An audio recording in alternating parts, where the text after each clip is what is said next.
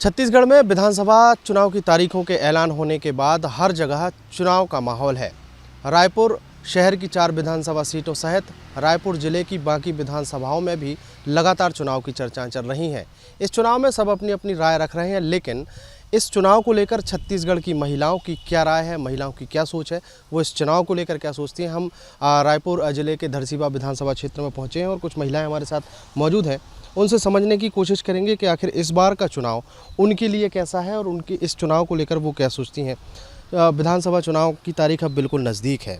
आपके क्षेत्र में पहले सवाल तो यह है कि सरकार के 5 सालों की अगर बात करें तो सरकार के 5 सालों के कामों को लेकर कैसे देखती हैं, कितना संतुष्ट हैं? मैंने अभी तक तो किसी को देखा नहीं, नेता को कुछ आते हुए हमारी सोसाइटी में कुछ हमारे लिए करते हुए या हमारे साथ बैठ के वो बातें करें। पर मैं ये चाहती हूँ कि जो भी हमारे नेता बने, वो जो भी जिम्मेदारी ले, चाहे वो कितने भी टर्म के लिए ले, चाहे 5 साल के लिए, चाहे 1 साल के लिए, लेकिन वो पूरी जिम्मेदारी पूरी करे अपनी आखिरी दम तक। पिछले 5 सालों की अगर बात करें तो एक कार्यकाल खत्म हुआ है, बीजेपी के शासन रहा है लंबे समय तक। उसके बाद 2018 में कांग्रेस सरकार आई। कांग्रेस सरकार आने के बाद कुछ बदलाव समझ में आया, कुछ कामों को लेकर, विकास के कामों को लेकर आपके क्षेत्र में किस तरीके की चीज़ें बदली हैं?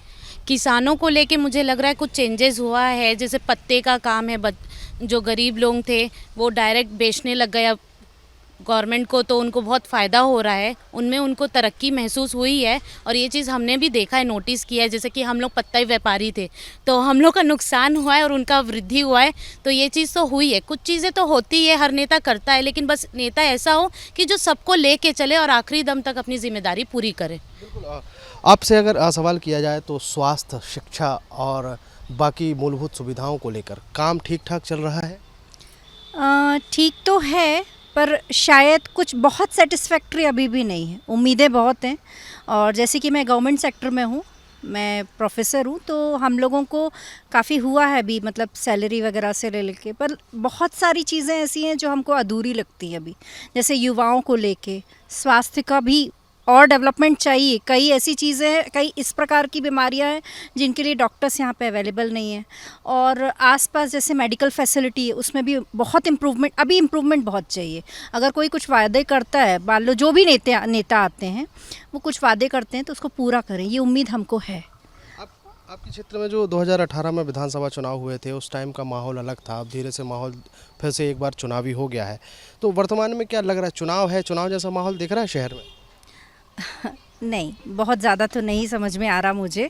और जैसा कि मैं ये सोचती हूँ कि जब शुरुआत होती है तो जो चुन के आते हैं नेता, वो जो कार्य और जो वादे करते हैं वो आगे तक, वो पूरे अगले 5 साल वो निभाएं, ऐसा हमेशा नोटिस नहीं होता। और अब देखते हैं अब इस बार क्या होता है। उम्मीदें तो बहुत हैं हमारी। उम्मीदें बहुत हैं। अब अगर जैसे बात करें कैंडिडेट्स को लेकर तो कैसे प्रत्याशी होने चाहिए आपके हिसाब से? जो वर्तमान में प्रत्याशी हैं, अब जो पहले प्रत्याशी रहे हैं, वो खरे उतरे हैं उम्मीदों पर? नहीं, पहले जो प्रत्याशी हमारे पास आए थे सिर्फ वोट मांगने आए थे। अभी 5 साल के द्वारा शासन में एक बार भी वो हमसे नहीं मिले हैं। उन्होंने क्या क्या है, हमारी कॉलोनी में नहीं आए हैं। तो ऐसा ना हो, वो सिर्फ वोट मांगने तक ही सीमित ना रहे, आगे कार्य भी करे। जो भी प्रत्याशी खड़ा हो वो अपने वादों पर खरा उतरे। अच्छे मूलभूत सुविधाएं सभी की ज़रूरत रहती है, चाहे वो गांव में है, शहर में है, कहीं भी है। तो सिर्फ वोट मांगने तक ही सीमित ना रहे, कि आगे भी आए। इस बार क्या सोचा है, किस आधार पर आप लोग वोट करेंगे? वोट वही मुद्दा है कि मूलभूत सुविधाएं, जैसे यहाँ डॉक्टर का बोला इन्होंने, चिकित्सा सुविधाएं हैं, या फिर स्कूल्स को लेकर है, उतना आजकल वो नहीं है स्कूलों में, डिसिप्लिन्स के नाम पे, या टीचर्स अवेलेबल नहीं है। या जैसे हम देखते हैं गांवों की तो और समस्या है, हमारी भाई लोग बताते हैं वहाँ इवन 15-15, 17-17 साल के बच्चे या उससे भी छोटे नशा करते हैं। एक नशा मुक्ति अभियान की शायद यहाँ बहुत ज़्यादा ज़रूरत है। अगर कोई भी नेता इसको करेगा तो वो सच में हमारे लिए सम्मानीय होगा, क्योंकि ये देश का भविष्य। जब हम आगे आने वाले समय में देखेंगे कि कोई यूथ ही नहीं रहेगा तो फिर उसका क्या? बिल्कुल। यूथ की अगर बात निकलती है तो छत्तीसगढ़ में युवाओं को लेकर बड़े वादे किए गए थे। युवाओं को लेकर बेरोजगारी भत्ते से बात शुरू हुई थी और आखिरी में बेरोजगारी भत्ता दिया गया। लेकिन ग्रामीण इलाकों की अगर बात करें तो कितना विकास पहुंच पाया आपके हिसाब से? देखिए, बेरोजगारी भत्ते का जहाँ तक सवाल है तो मेरी सोच एकदम अलग है यहाँ पर। मुझे ये नहीं लगता कि यदि कोई स्किलफुल आदमी है और मेहनती है तो उसको किसी सरकारी नौकरी की ज़रूरत है, क्योंकि हर फैक्ट्री के बाहर आप एक बोर्ड लगा देखेंगे जिनको 5 स्किल लेबर 6 अनस्किल्ड लेबर की ज़रूरत होती है। तो बेरोज़गारी तो इट्स जस्ट अ माइंडसेट, मतलब एक मानसिकता में परिवर्तन करने की सख्त ज़रूरत है। मुझे लगता है युवाओं को रोज़गार की नहीं स्किल की ज़रूरत है, और वो हमारे छत्तीसगढ़ बहुत पिछड़ा है इस मामले में। इसीलिए यहाँ पे इंडस्ट्रियलाइजेशन नहीं हो पा रहा है, बड़ी इंडस्ट्रीज़ यहाँ आने में डर रही है। आईटी का तो बिल्कुल 0% हाल है। तो जो भी अच्छा पढ़ रहा है, आईटी सेक्टर में कुछ कर रहा है, उसको एक ही चीज़ समझ में आती है कि अपना बोरिया बिस्तर लेके हमें पुणे, बेंगलोर या मुंबई चले जाना है। तो हमें लगता है युवाओं के लिए तो skill is the only option. युवाओं को लेकर स्किल की बड़ी ज़रूरत है, आपने बताई है। दूसरी महत्वपूर्ण बात हो जाती है कि अब ये लोकल चुनाव है, विधानसभा के चुनाव हैं, अलग अलग विधानसभा में अलग अलग कैंडिडेट्स हैं। कैंडिडेट्स को लेकर क्या ख्याल है आपका? कैंडिडेट्स मेरी नज़र में, मेरी अपनी पर्सनल सोच है ये कि राजनीति should not be a career. आज राजनीति एक करियर है। तो मुझे लगता है जब ये माइंडसेट से आदमी बाहर निकलेगा कि राजनीति एक करियर है और हमें काम अच्छा करना है, तो राजनीति एक अच्छी चीज़ होगी। और अभी तक चाहे पार्टी कोई सी भी हो, सबके लिए राजनीति एक करियर है। तो मुझे लगता है इस माइंडसेट से बाहर निकलने की ज़रूरत है, तभी अच्छे लोग इसमें आएंगे। क्योंकि इसमें इतनी लेग पुलिंग और इतनी बैक बाइटिंग होती है कि जो अच्छा आदमी हो तो भाग जाता है, वो निकल लेता। लोकल चुनाव की बात हो रही है, आपके क्षेत्र की बात करें तो 5 साल गुजर चुके हैं, फिर से एक नया जो है वो सत्र शुरू होगा, नए विधायक आएंगे। इस बार आपके क्षेत्र में कौन कौन से मुद्दे रहेंगे, क्या लगता है? इस संदर्भ में तो मैं क्या बोलूं कि मेन तो यही होता है कि डेवलपमेंट जो है वो होना चाहिए ज़रूरी। और दूसरा ये जो फ्री में देने वाली चीज़ है ना, इस पे कुछ लगाम होनी चाहिए। तो अपने आप ही जो मुद्दे हैं वो रियल वे में लोग काम करेंगे, रियल वे में चीज़ें होंगी, चाहे वो एक फील्ड नहीं है, अलग अलग फील्ड्स में। तो मेन तो ये है कि इस पे कुछ चीज़ करनी चाहिए जो हर पार्टी करती है कि बस फ्री में बांट के चीज़ों को। तो उसमें आप ना लोगों को और डिपेंडेंट बना रहे हैं, और क्या कहना चाहिए, बेरोजगार बढ़ा रहे हैं। लोग काम करना नहीं चाहते हैं। अरे मिल तो रहा है, ये बच्चा पैदा होते से लेके मरते तक उसको हर लेवल पे गवर्नमेंट है। तो ये जो राजनीति शुरू हो गई है ना, ये गलत है। इस पे रोक होना चाहिए। इस पे होता ये सिर्फ सर्विस क्लास सफ़र करता है, क्योंकि कहीं से तो वसूला जाएगा भाई। तो होता ये है कि डेवलपमेंट तो होता नहीं है। उनने का कुछ मौका आएगा जब चुनाव का, तो हम ये कर लेंगे, ये तरीका अपना लेंगे। तो इसमें डेवलपमेंट होता है। दूसरा कि जो भी विधायक हैं, जो भी हैं, उनका काम है कि अपने क्षेत्र में जाओ, देखो, समझो चीज़ों को, हर लेवल पे लोगों को पूछो किसकी क्या प्रॉब्लम है। छोटी सी एक एग्जांपल दे रही हूँ। तो जैसे अब आप वोटर लिस्ट में नाम ही ऐड करना है, ये आदमी का अपना एफर्ट हो जाता है कि वो कर सकता है, तो वो सारे एड़ी चोटी के जोर लगा के करता है। उसको हेल्प करने वाला कोई नहीं होता है। एक सिंपल है जिसमें कि इंटरेस्ट उनका पार्टी नेताओं का होना चाहिए कि भाई उनको तो वोट मिलेंगे ना, अगर हमारी सही तरीके से वोटिंग उसमें लिस्ट में नाम आ जाएगा। तो ये कोशिश नहीं करते कि यार किनका नाम ऐड हुए हैं, किनके नहीं हैं। हमको ट्रांसफ़र कराना पड़ा तो ये एफ़र्ट हमको लगाना पड़ा, चाहे उसके लिए हमको कितना ही परेशान होना पड़ा, लेकिन वो एफ़र्ट सिर्फ हमारा था। इसमें जो पार्टी के नेता, विधायक बोलो, जो भी पार्षद हैं, किसी का कोई रोल नहीं रहता कि हाँ वो इंटरेस्ट लें कि हाँ भाई हम इन लोगों के नाम ऐड कराएं, किनका ट्रांसफ़र चाहिए, ट्रांसफ़र करवाएं। ये सारे एफ़र्ट हमको खुद, अब पढ़ा लिखा आदमी है तो वो तो इतना कर लेता है, लेकिन बाकी लोग कैसे, तो कितने तो वोटिंग इनको मिल ही नहीं पाएंगे इस चक्कर। अब आप एक सिंपल सी जिसमें आपका अपना इंटरेस्ट है, उस काम को आप नहीं कर रहे हो, तो बाकी मुद्दों को लेके आप कहाँ जाओगे फिर? आपने एक महत्वपूर्ण बात कही कि फ्री को लेकर बहुत सारी घोषणा की जाती है कि हम बिजली फ्री कर देंगे, ये फ्री कर देंगे, फ्री कर देंगे। इसको लेकर ये मुद्दा बन सकता है। बस अब जो कमाया है ये एक हमको गवर्नमेंट पीने को भर नहीं देती है, वो भर हमारा जुगाड़ हो जाए, बाकी सारे जुगाड़ तो गवर्नमेंट दे रही है। जी, शुरुआत में मैं बात कर रहा था कि नशे को लेकर रोक लगनी चाहिए। नशा एक बड़ा मुद्दा है, इस चुनाव में रहेगा, क्योंकि 2018 चुनाव की बात करें तो नशे को लेकर जो शराबबंदी का मुद्दा उठा था, उसके आधार पर आधी जो आबादी है छत्तीसगढ़ की, उन्होंने कांग्रेस को वोट किया था। तो नशे को लेकर भी ये एक बड़ा विषय हो सकता है। बहुत बड़ा विषय है। भूपेश बघेल जी, आप सभी जानते हैं कि गंगा जल लेके हाथ में उन्होंने वचन दिया था हमारी महिलाओं को, छत्तीसगढ़ की महिलाओं को, कि शराबबंदी होगी, बट उन्होंने कोई शराबबंदी नहीं की। आपने उनका एक छोटा सा इंटरव्यू भी देखा होगा जिसमें वो खुद बोल रहे हैं कि हाँ मैं विस्की लेता हूँ। तो आप ये सोचिए छत्तीसगढ़ की महिलाओं को उस वीडियो को देख के क्या असर आएगा कि भाई एक बंदा है जो मतलब इतना हमारे लिए सम्माननीय है, वो हमारा सीएम है, और वो गंगा जल हाथ में लेके वचन दे रहा है, और उसके बाद उसके ऊपर कुछ नहीं हुआ। हमारे यहाँ के आधे पैसे जो गरीबों के हैं वो तो शराब में ही चले जा रहे हैं। हमारे आने जाने वाले रास्ते में यहाँ 3-4 ठेके हैं। हम रात को यहाँ आना हमें एकदम अच्छा नहीं लगता। हम 7 बजे के पहले घर में घुस जाते हैं कि इतनी भीड़ रहती है, रोड में ऐसे गिरे पड़े रहते हैं। आप मुआ से लेके यहाँ पूरा सड्डू तक देख लीजिए, इतना बुरा हाल है। लेकिन कोई इसका कोई इफेक्ट नहीं है। अभी क्यों हो रहा है? आप गड्ढे देख लीजिए, रोड के सारे गड्ढे देख लीजिए। भाई केंद्र से पैसा आ रहा है, राज्य सरकार से पैसा आ रहा है, पैसे जा कहाँ रहे हैं? हमारे एरिया का तो कोई डेवलपमेंट नहीं है। यहाँ विधानसभा का जो ओवरब्रिज है आप उसको देखिए, ये अभी लाइट ऑन हुआ है, मुश्किल से 10 दिन पहले। पूरे 5 साल से कोई लाइट नहीं था। आप इन सभी से पूछ सकते हैं, ये जस्ट 10 दिन पहले ये लाइट ऑन हुआ है।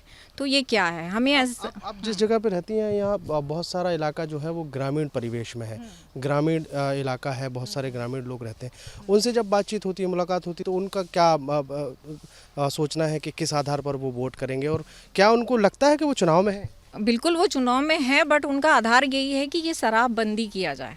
गरीब महिलाओं से आप डिस्कस करोगे तो सबसे ज़्यादा टॉर्चर तो यही है कि उनके घर में जो उनके पतिदेव हैं रात को आके दारू पी के हंगामा कर रहे हैं, मारपीट कर रहे हैं। बेचारी महिलाएं दिन भर काम करती है, रात को घर का खाना बनाती हैं, दोपहर का खाना बनाती है, बच्चों को देखती है, उसके बाद अपने पति का लात जूता भी खाती है।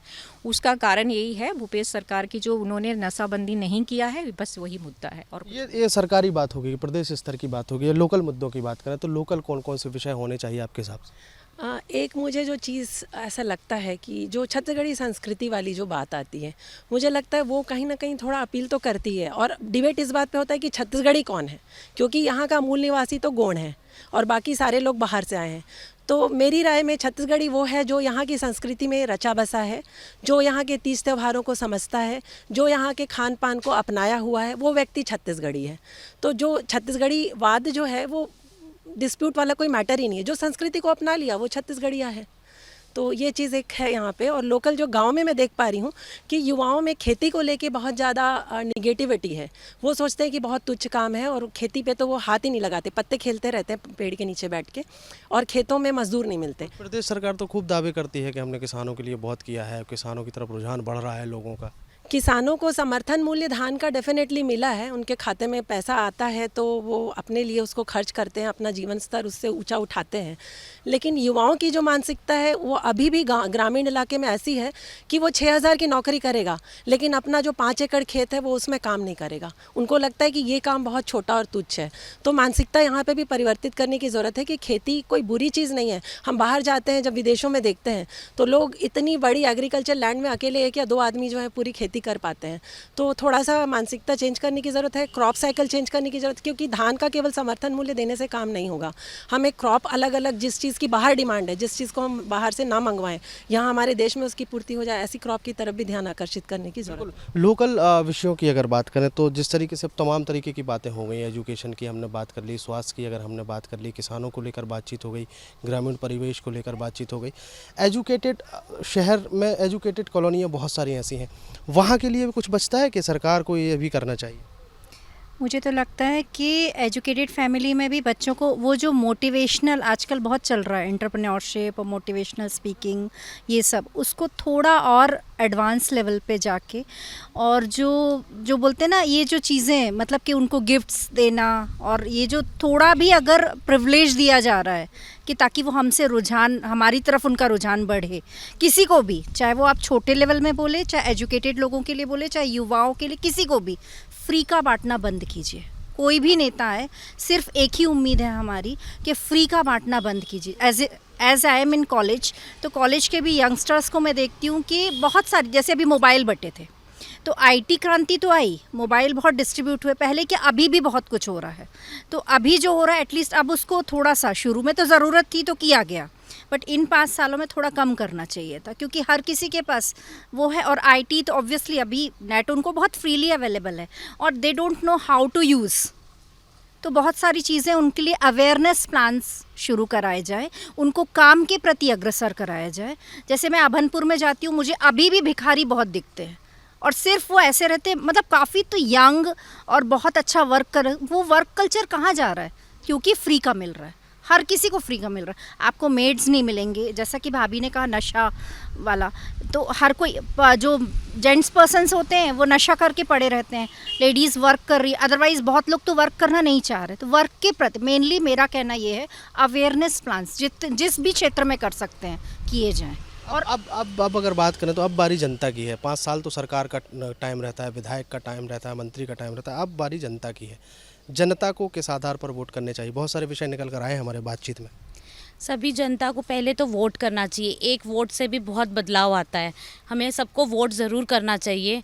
दूसरा, हमें जो हमारा नेता लीडरशिप जो सबको साथ लेके चलता हो, लीडर्स ही होते हैं जो सब कार्य करते हैं। पार्टी कोई भी हो, पार्टी को लेके चलना और वो कार्य को प्लानिंग करना और इम्प्लीमेंटेशन करना और उसको मूलभूत सब चीज़ प्रोवाइड करना और अंतिम तक खड़े रहना, वही असली नेता होता है। भ्रष्टाचारी ना हो, नेता ईमानदार हो, अपनी बातों में वो खरा उतरे, कमिटमेंट दे तो उस बात का वैल्यू रखे, वैसा नेता चाहिए हमें।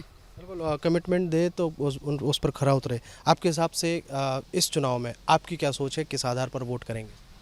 भ्रष्टाचार के हिसाब से अभी देखिए छत्तीसगढ़ में भ्रष्टाचार हर जगह दिख रहा है।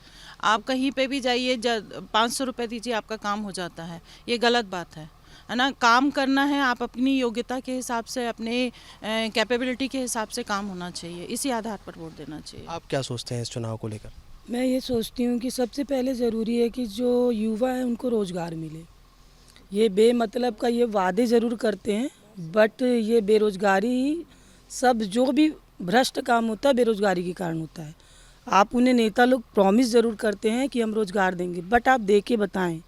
आप जो बोलते हैं उसे साबित करें कि हमने करके दिखाया। मैं यही बोलना चाहती हूँ। छत्तीसगढ़ की आधी आबादी यानी छत्तीसगढ़ की महिला वोटर्स जो हैं, जो इस विधानसभा चुनाव में वोट करने जाएंगी, उनसे हमने बातचीत की है। कई विषय उनसे बातचीत के दौरान निकलकर सामने आए हैं। हालांकि ऐसी बहुत सारी चीज़ें हैं जो अभी होनी चाहिए, ऐसी बहुत सारी चीज़ें हैं जो अभी तक हो जानी थी। शिक्षा, स्वास्थ्य और शराबबंदी को लेकर एक बड़ा विषय निकलकर सामने आया है, जिसको लेकर वादा किया गया था, जो अभी तक पूरा नहीं हुआ। नशाबंदी होगी तो महिलाओं को लाभ होगा। वीडियो जर्नलिस्ट प्रमोद देवांगन के साथ अंकुश शर्मा, न्यूज स्टेट मध्य प्रदेश, छत्तीसगढ़।